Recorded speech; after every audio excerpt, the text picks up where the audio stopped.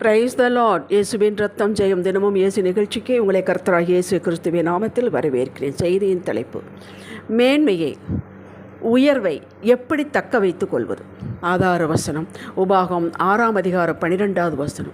நீ அடிமைப்பட்டிருந்த வீடாகிய எகிப்து தேசத்திலிருந்து உன்னை புறப்பட பண்ணின கர்த்தரை மறவாதபடிக்கு எச்சரிக்கையாயிரு. தேவ சுத்தத்திற்குள் இருக்கும் அருமை மக்களே, பல குடும்பங்களில் நல்ல விடுதலையை கர்த்தர் கட்டளையிட்டிருக்கிறார். வெளிப்படையாக யாவரும் காணும் வகையில் உயர்வு, மேன்மை, செழிப்பு உண்டாகி கொண்டே போகிறது. மறுபடியும் இந்த மேன்மை உயர்ந்து கொண்டே போகிறது. இவர்களை பார்க்கிற யாவரும் கர்த்தரை மகிமைப்படுத்துகிறார்கள், சாட்சிகளாகவும் இருக்கிறார்கள். கொஞ்ச காலம் சென்ற பின் மேன்மை அடைந்து கொண்டே போனவர்கள் காரியமே இல்லாமல் வெளிப்படையான காரணம் யாவருக்கும் ஒருவருக்கும் தெரியவில்லை, புரியவும் இல்லை. அந்த உயர்வு, அந்த மேன்மை கீழே கீழே தாழ்வடைந்து வருகிறது. காரணம் இவர்களுக்கும் இவர்களை பார்க்கிறவர்களுக்கும் அப்போது புரியவில்லை என்றாலும் போக போக புரியும். ஆம், கர்த்தர் புரிய வைப்பார். அப்படி புரிய வைத்ததன் காரணம்தான் ஒன்று, ஜாக்கிரதை இல்லை. ஆவிக்குரிய காரியத்திலும் உலக பிரகாரமான காரியத்திலும் ஜாக்கிரதை இல்லை. நிர்விசாரம், பெருமை, மேட்டுமை நுழைந்து விட்டது. இதன் விளைவு துணிச்சலான காரியம். கர்த்தருக்கு பிடிக்காது என்று தெரிந்திருந்து துணிச்சலாக பேசுவது, செயல்படுவது. இந்த துணிச்சல் தெய்வ பயம் இல்லை. பெருமையுள்ளவர்களுக்கு கர்த்தர் எதிர்த்து நிற்கிறார் என்பதை மறந்து போனார்கள். நீதிமொழிகள் 27:23 சொல்லுகிறது. உங்களுக்காக நான் வாசிக்கிறேன், கேளுங்கள். உன் ஆடுகளின் நிலைமையை நன்றாக அறிந்து கொள், உன் மந்தையின் மேல் கவனமாயிரு. அதாவது கமித்து கொண்ட குடும்ப பிள்ளைகள், இவர்களது நடவடிக்கை, ஆண்டவரை தேடுவது, வேலை, பிஸ்னஸ் எதுவாக இருந்தாலும் அதன் மேல் கவனமாயிருக்க வேண்டும். இந்த சத்திய வார்த்தையில் மகிமையை மறந்து போனார்கள். எதை நாம் தொடர்ந்து கவனம் கொடுத்து நாம் செய்கிறோமோ அதுதான் பெருகும், வளரும். கவனக்குறைவு என்பது பேராபத்து. நீதிமொழிகள் 27:18 சொல்கிறது, அத்தி மரத்தை காக்கிறவன் அந்த கனியை புசிப்பான், தன் எஜமானனை காக்கிறவன் கனமடைவான். கேட்டீர்களா? ஒரு காரியத்தில் கவனமாக இருந்து அதையே அண்டிக் கொண்டவர்களுக்கு மேன்மை உண்டு. அதில் தளர்வு வரக்கூடாது. உயர்வு வந்தவுடனே நம்ம தளர்ச்சி ஆயிடக்கூடாது. இதில் நம்முடைய உலக பிரகாரமான வேலையும் ஜாக்கிரையும் தொடர் செயலும், ஆவிக்குரிய ஒழுங்கும் தொடர் செயலும் உள்ளது. நீ, ஆண்டவர் சொல்லுகிறார், நீ என்னை, அதாவது அவருடைய வார்த்தைகளை மறந்து போனால் நான் உன்னுடைய பிள்ளைகளை மறந்து விடுவேன் என்று சொல்கிறார். கேட்டீர்களா? எச்சரிக்கிறார். பிள்ளைகளை மறந்து விடுவேன் என்பது எழுத்தின்படி பிள்ளைகளாக என்றாலும் நம்முடைய எதிர்காலத்தை வெற்றிடமாக்கி விடுவார். அதை நான் கண்டுகொள்ள மாட்டேன் என்பதுதான் அதன் பொருள். இதற்கு நல்ல உதாரணம் எசேக்கியா ராஜா, உசியா ராஜா. எசேக்கியா ராஜாவை பற்றி இது எப்படி என்றால், எசாயா 39 நீங்கள் வாசித்தீர்களானால் கிடைக்கும். அவனுக்கு நல்ல உயர்வு வந்தது. ஆண்டவர் எடுத்து விடுவேன், உயிரை எடுத்து விடுவேன் இல்லைன்னு அழுதான். மறுபடியும் கூட்டி கொடுத்தார். பின் சுகம் இல்லாமல் போனால் அற்புதமாக சுகத்தை கொடுத்தார். இதை விசாரிப்பதற்கு ஆட்கள் வருகிறார்கள். பெரிய பெரிய அதிகாரிகள் பாபிலோனிலிருந்து வருகிறார்கள். அவங்களுக்காக நான் அதை வாசிக்கிறேன். எசேக்கியா அவர்களை கண்டு, யாரை? பாபிலோனிலிருந்து வந்த அவர்களை கண்டு, தன் பொக்கிஷ சாலையும் வெள்ளியும் பொன்னையும் கந்தவர்களையும் நல்ல பரிமள தைலத்தையும் தன் ஆயுத சாலை அனைத்தையும் தன் பொக்கிஷ சாலை உள்ளது எல்லாவற்றையும் அவர்களுக்கு காண்பித்தார். எசேக்கியா தன் அரமனையிலும் தன் ராஜ்யத்திலும் எங்கும் அவர்களுக்கு காண்பியாத பொருள் ஒன்றும் இல்லை. கேட்டீர்களா? வீட்டுக்கு உரம்பரை வந்தால் கொஞ்சம் நேரம் பேசி அனுப்பிச்சுடணும். எங்கிட்ட இது இருக்குது பார்த்தீங்களா, அது இருக்குது பார்த்தீங்களா, இந்த பீரோவில் இது இருக்குது பார்த்தீங்களா, அதில் வச்சுருக்கிறேன் பார்த்தீங்களா, எல்லாம் ஒன்றிடாமல் காட்டிட்டான். அப்போ உடனே ஏசாயா தீர்க்கதரிசி வந்து கேட்குறார், உம்முடைய வீட்டிலே அவர்கள் என்னத்தை பார்த்தார்கள் என்று கேட்டார். அதற்கு எசேக்கியா, என் வீட்டில் எல்லாவற்றையும் பார்த்தார்கள், என் பொக்கிஷங்களில் நான் அவர்களுக்கு காண்பியாத பொருள் ஒன்றுமில்லை என்றார். அப்பொழுது ஏசாயா தீர்க்கதரிசி, கர்த்தருடைய வார்த்தையை கேளும் என்று சொல்கிறார். இதோ நாட்கள் வரும், அப்பொழுது உன் வீட்டில் உள்ளதிலும் உன் பிதாக்கள் இந்நாள் வரையிலும் சேர்த்ததிலும் ஒன்றும் மீதியாய் வைக்கப்படாமல் எல்லாம் பாபிலோனுக்கு கொண்டு போகப்படும். கேட்டீர்களா? நீ என்னெல்லாம் காட்டினியோ, நீ காட்டினது மட்டுமல்ல, உன்னுடைய முற்பிதாக்க தாத்தா பாட்டுன்னு சம்பாரித்து வச்சதை எல்லாம் எடுத்துகிட்டு போயிடுவான். அதே மாதிரி நடந்தது எரேமியா தீர்க்கதரிசி காலத்தில் நடந்தது. அப்படி நம்ம வீட்டுக்கு வருபவர்கள் மேன்மையை பார்க்கும் பொழுது அமைதியாக இருக்க வேண்டும். கர்த்தருடைய கிருபைங்க, கர்த்தருடைய இதை வேறு ஒன்றும் பேசவே கூடாது, மேன்மையை சொல்லக்கூடாது, நம்மகிட்ட இருக்கிற உயர்வை சொல்லக்கூடாது. உங்கள் பிள்ளைகள் சூப்பராமே, அது கர்த்தருடைய கிருபைங்க.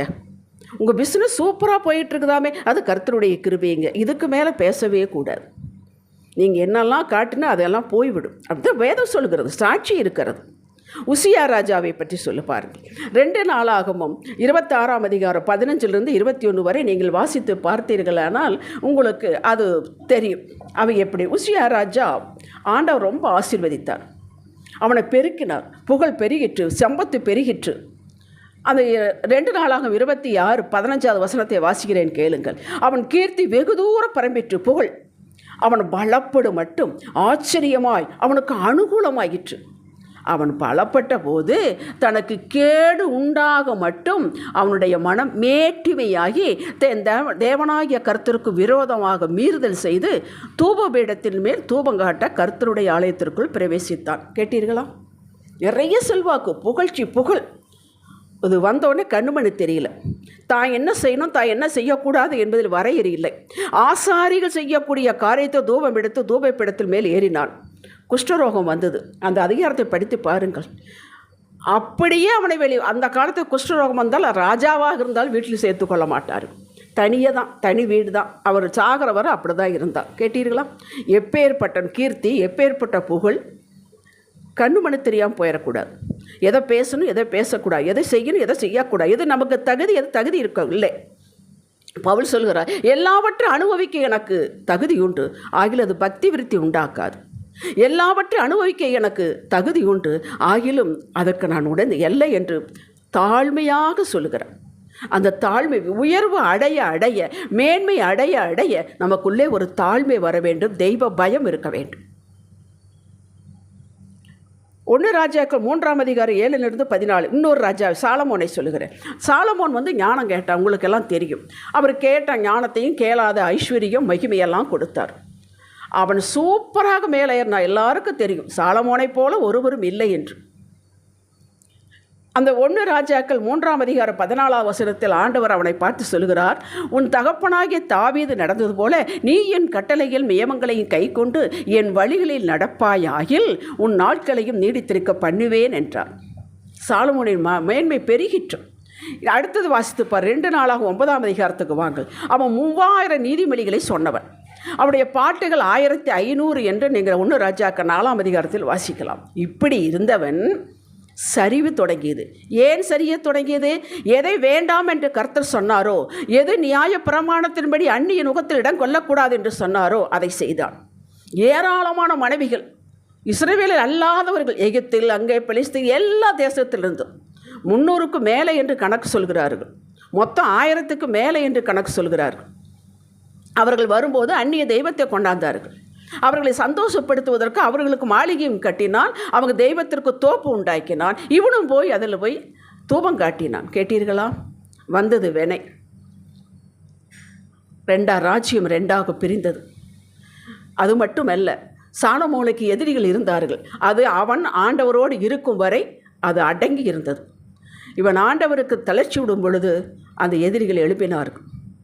மக்களே ஜாக்கிரதை, இதே தான் நமக்கும்.